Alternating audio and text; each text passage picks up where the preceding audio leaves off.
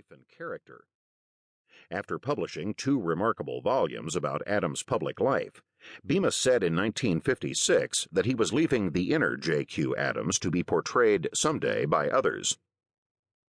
30 years later, no one had taken up Bemis' challenge, not even Leonard L. Richards, who, ably writing in 1986 about Adams' career in Congress, remarked that, despite the thousands of words written by Adams and about him, no one has discovered the formula that will fully explain his life. He remains in many ways an enigma. Even members of Adams' family admitted they were mystified by their kinsman's makeup. His son, Charles Francis Adams, once claimed that his father's feelings were impenetrable and that he hid himself behind an iron mask. Long years later, the historian Brooks Adams conceded of his grandfather, no one ever understood him, for he had a nature so complex as to be an enigma to contemporaries. Adams himself advanced the mystery by often speaking of his repulsive nature. I pondered that enigma when I wrote 2 earlier books about the Adams family. After finishing these, I was certain I had not captured the elusive John Quincy Adams. Determined to try again, in 1990 I returned to his diary and other manuscripts. Thanks to their frank and revealing nature, I came finally to feel that I was living with Adams, sharing his thoughts and his doings. The iron mask was removed, and the inner J.Q. Adams stepped forward.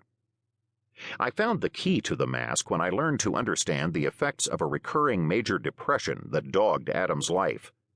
And while he lived amid much personal travail, I came upon many occasions when his happy side emerged. He was never more cheerful than when he could escape politics and roam the Massachusetts seaside near his beloved hometown of Quincy. Indeed, after completing this book, I find myself not only admiring Adams for his many achievements, but actually liking the man, despite his frequently exasperating behavior, now to be understood with sympathy. Apparently, many of his contemporaries shared this sentiment. When Adams died in 1848, the public mourning exceeded anything previously seen in America. Forgotten was his failed presidency and his often cold demeanor.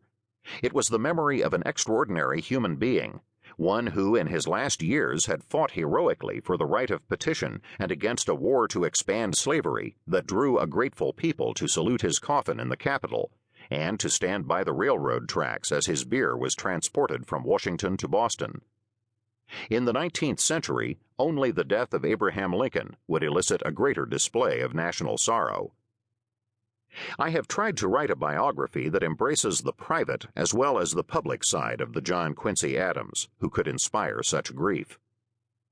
PCN, Minneapolis, Minnesota, August 14, 1996. Book 1, Facing Expectations, 1767 to 1794, in which a prodigy finds that life is uncooperative. Chapter 1, Youth.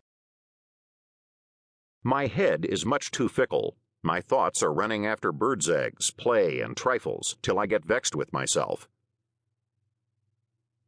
On October 25, 1764, in the parsonage at Weymouth, a coastal village in Massachusetts south of Boston, the local pastor solemnized the marriage of his daughter.